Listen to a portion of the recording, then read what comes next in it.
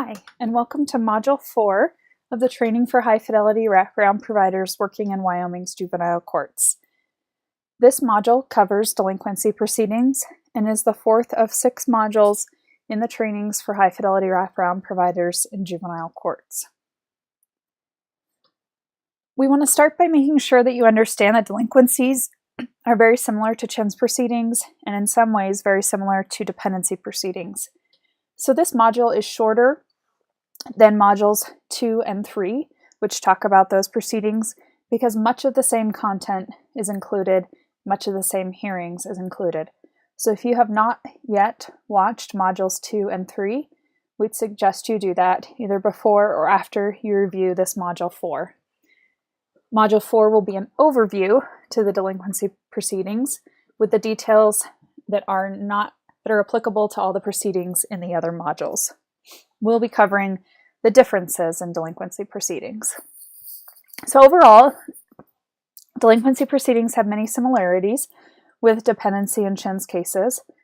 They have a right to a public defender, direct counsel, and they may also have a GAL appointed. They have the right to jury trial. And there are many more federal and constitutional protections for children in delinquency proceedings because it's considered a criminal proceeding against them, in which they could have their loss of liberty, for example, being put in jail or prison. The court has authority in delinquencies to still require parents to meet certain requirements, even though the case is against the child. And the delinquency petition usually includes counts that look very much like a criminal proceeding petition, whereas a CHINS usually does not.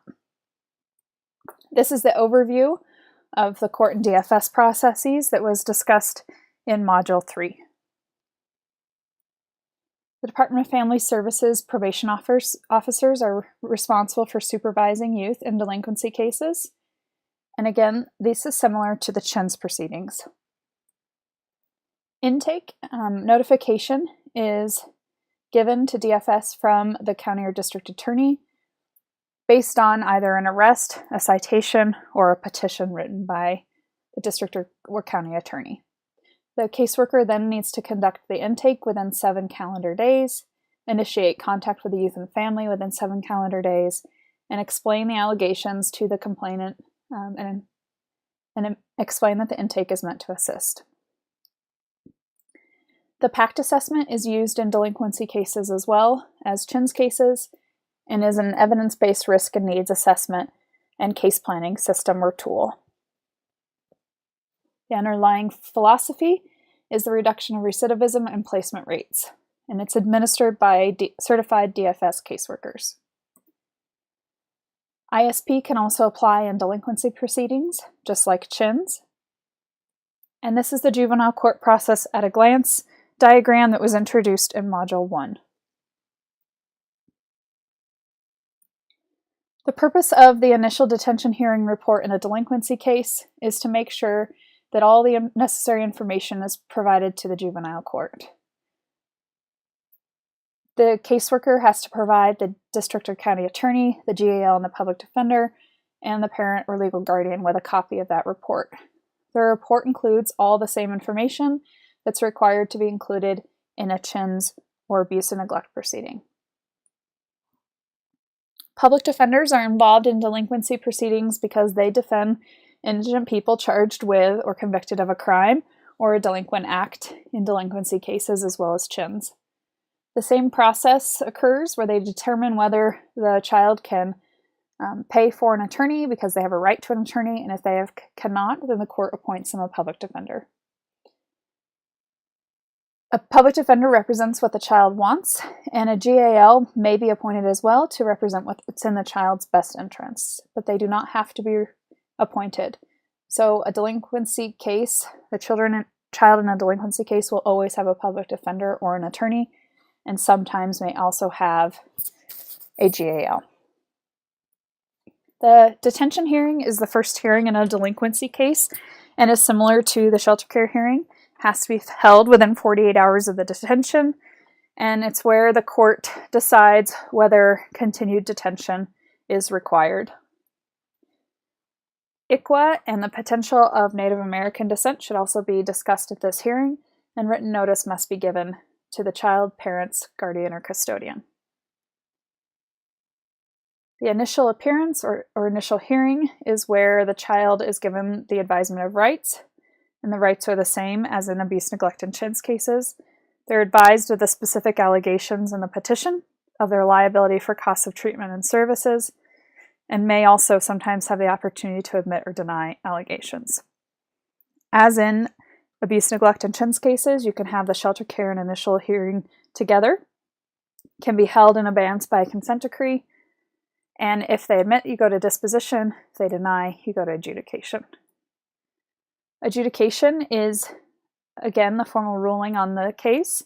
It can be by bench or jury trial and should be set within 60 days of detention or the beginning of the case or removal. If there's adjudication, you move on to a dispositional hearing, and if it's not adjudicated, then the case is dismissed. The burden of proof at the trial in a delinquency case is beyond a reasonable doubt.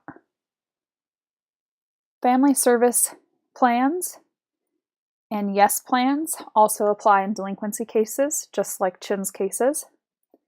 And as the other cases in juvenile court, you can have a consent decree that holds the matter in abeyance and must require the consent of the district attorney, the child's legal representation, the child, and notification must be given to the parent. A delinquency consent decree is limited to 1 year, and it must be in writing and include a family service plan. And as in the other cases, it can be revoked for failure to comply. The Department of Family Services has to complete a PDR in cases alleging youth as a delinquent committing a delinquent act. They must include the offense, the victim impact statement, and prior offense history. Dispositional hearings are held immediately after adjudication or admission or within 60 days. Before placing a child outside of the home, they must still make the same findings as in the other cases about returning the child to the home, best interests, and efforts that have been made. Dispositional hearing orders are in effect for not more than 1 year, and they must have a hearing before expiration to determine if another order is needed. The child is usually put on juvenile probation or ISP through DFS, and the order terminates when the child reaches age 18. A parent can be held in contempt and punished if they willfully violate or fail to comply, as well as the child. If the youth violates the probation order or a court order, the district or county attorney may file a petition to revoke. It's critical that the youth follow and comply with all of the conditions. Title 14, Chapter 6, Article 3 lays out the powers of the DFS probation officer in a delinquency case, their duties and responsibilities. It also includes other guidelines and rules regarding probation and expands the list of things the court can require of parents to include that the parent may be required to post a bond of up to $500, perform community service with the child, and take parenting education or treatment classes. Delinquency cases, unlike other cases in juvenile court, have sanction levels, which are explained in Wyoming Statute 14.6.246. So level 1 sanctions are for misdemeanors punishable by not more than 6 months. Level 2 sanctions are for misdemeanors punishable by not more than 1 year. Level 3 is a felony that's not violent. Level 4 is violent felony, other than felonies that are punishable by life, life without parole, or death. And level 5 is a felony punishable by life, life without parole, or death. A judge can always deviate from the sanction levels, but there are sanction levels in the statute. Review hearings and permanency hearings are also held in delinquency cases, and the same hierarchy of permanency applies. Finally, any party in a delinquency case can also appeal, which again may affect the timeliness or the time frame for resolution of the delinquency case. Thank you for watching Module 4. Please remember that this is one of 6 modules, and we hope you'll watch the rest.